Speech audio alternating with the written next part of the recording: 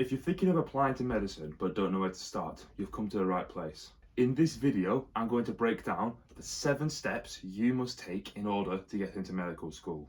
Hi, my name is Bryn, or Bio with Bryn, from Element Tutors. I'm a third year medical student who has passed every year of med school so far, and I help students like yourself and parents to understand the process. Just before we start, I'm going to address the elephant in the room. Medicine is tough. Only about 5% of people end up getting in out of the whole cohort of applicants.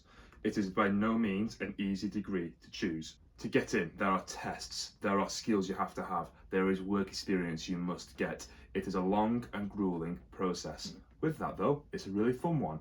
You'll make so many memories on the way and you'll really enjoy it. And you'll learn a myriad of skills as you become a medical student. With that in mind, let's go to section 1. Your GCSE grades. Your journey starts here with your GCSE grades. All medical schools in the UK want a GCSE grades in maths and English of a 6. Ideally, you have minimum of 6s across the board. There is one medical school that I'm aware of that allows you in with a grade 5 in English, but every medical school wants grade 6s. A lot of people reach out to me and ask what they should do if they don't have grade 6s in maths or English or other subjects. I would suggest retaking your GCSEs. You can do that when you're in year 12 and it's a very feasible option. You're going to notice in this process there's not a lot of wiggle room for these medical schools. If you don't meet some of the requirements, you might struggle to get an offer from that university.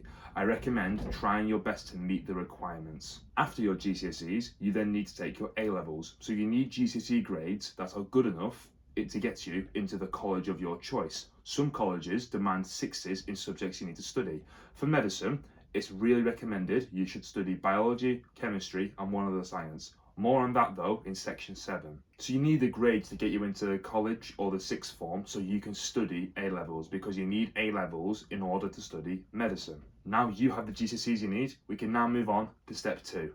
Getting work experience and understanding the role of a doctor. Okay, when you're in year 12, you need to write something called a personal statement. For those of you who don't know what that is, it's a 4,000 character document, so about 1 page long, and there are 3 questions in a personal statement. The 3 questions are: why do you want to do medicine? What have you done in school that will help you study medicine? What have you done outside of school that will help you study medicine? So you have to answer these 3 questions. In order to answer these 3 questions, you need work experience and to understand the role of a doctor. So you might be clueless to what work experience they're expecting. Don't worry, you can fortunately use literally anything in work experience. What do I mean by this? There are 2 work experience domains that I strongly recommend, and then I'm going to give you examples of other work experiences that I got and that you should also get. The 2 work experiences that I really recommend is voluntary work and clinical exposure. So starting with voluntary work, this is an essential to get into medical school. So voluntary work can literally stem from anywhere. It can be in a care home, you can work by teaching people, you can work in a hospice, okay? And voluntary work, the point of it is to give you experience and teach you the skills that doctors and medical students need. This is skills such as empathy, communication, teamwork, professionalism, leadership. That's why voluntary work is amazing. Also, voluntary work shows longevity. You need to do many hours or for a long time. They want to see that. So do voluntary work for a long time. And the second one, as I mentioned, is clinical exposure. This doesn't have to be in a hospital or a GP setting because they're very hard to get your hands on. And oftentimes, people who get GP setting and hospital work experience know people there. If you know nobody and you can't get your hands on any of that, don't worry. Sign up for care homes, volunteer in care homes and email them, sign up for hospices, sign up for any clinical work experience. If you can't get any in-person one because it's oversubscribed and heavily demanded, go for online work experience. It is equal to in-person work experience. Brighton and Sussex Medical School do a free online course about the role of a doctor, and they are the 2 work experiences that I recommend. What other work experiences though should you be looking for? So I guarantee you will have some of these already, which is a good sign. So you should be looking for things like weekend jobs, looking for research, EPQs, writing skills, any publications you have, any teaching you've done. There are so many things that you can apply to medicine, and here's how. With all these experiences, you need to do something called reflect. Reflection is a key thing for medical students and for doctors. If you've never heard of reflection before, here's a quick breakdown of it. With reflection, the idea of it is to say how you felt initially, say how you felt during, say how you felt after a scenario, and say what you could have done better.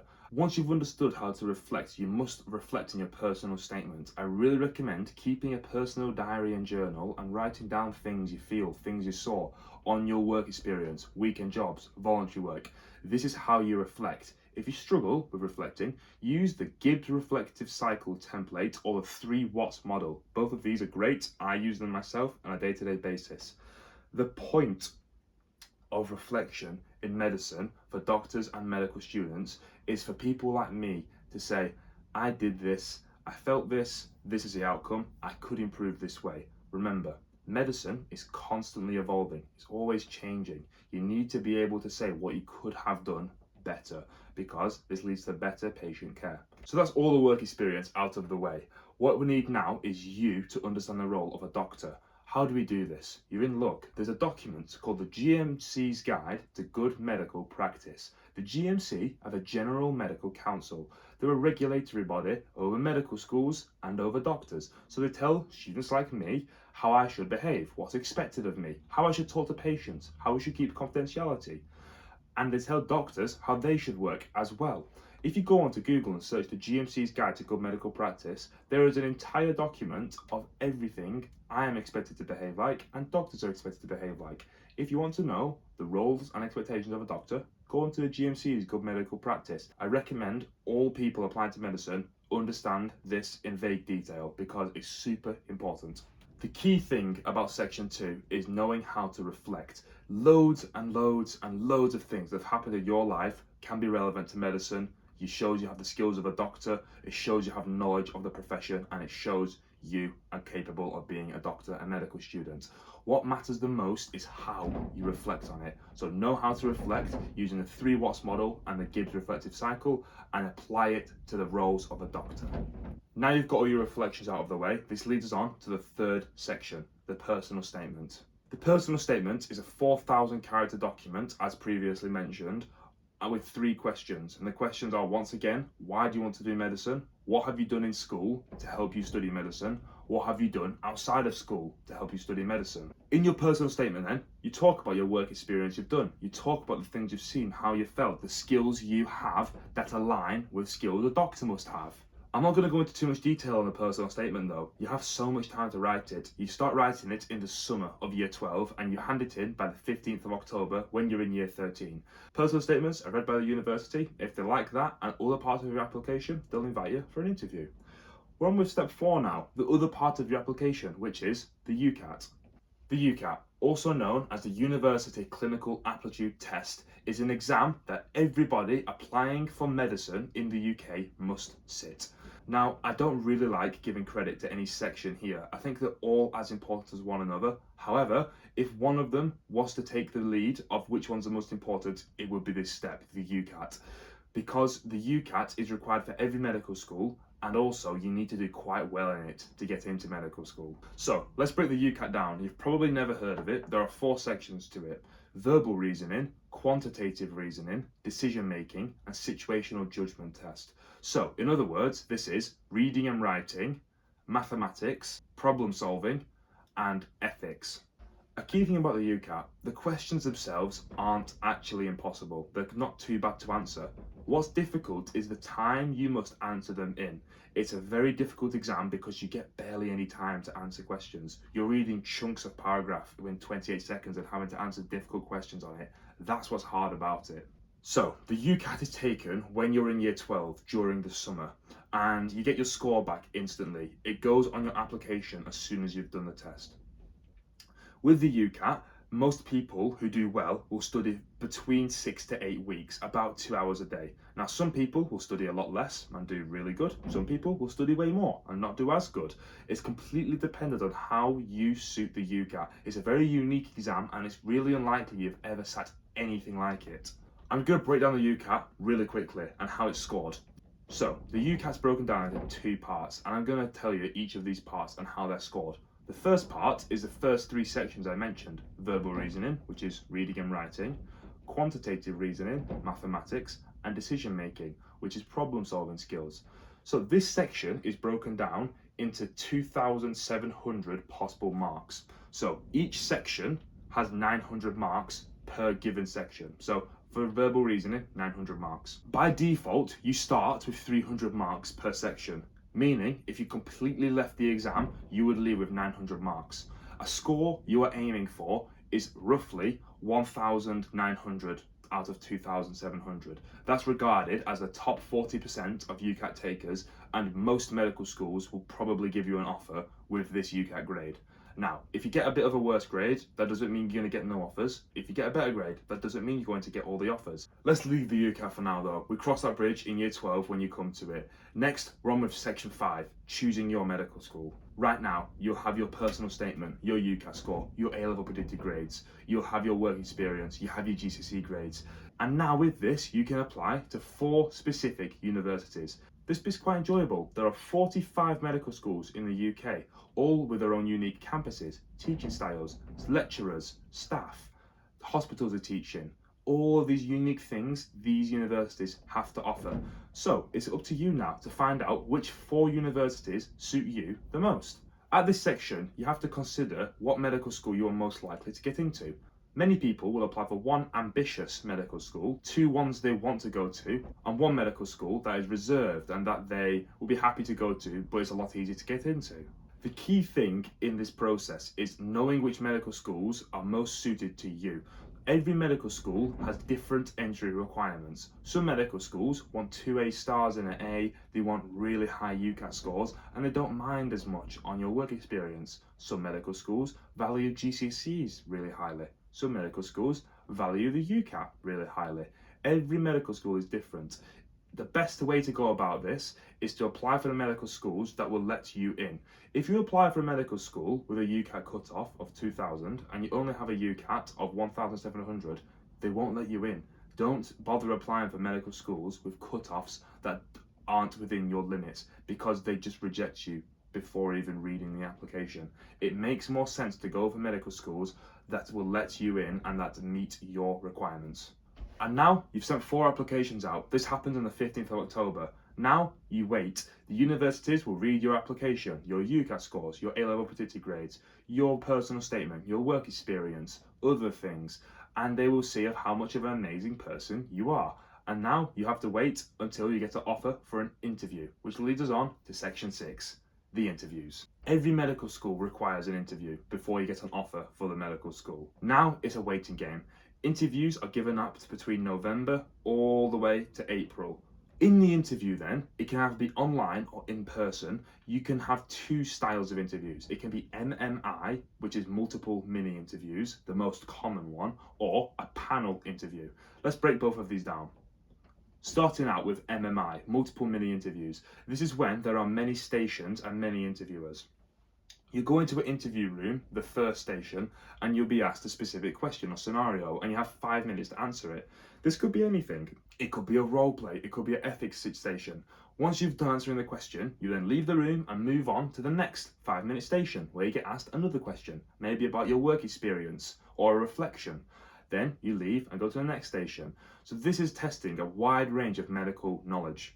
The other type of interview is called panel interview, and a panel interview is a more long process where there are many interviewers and you're interviewed by them in a longer amount of time. Similar questions are asked, but just the format's a little different.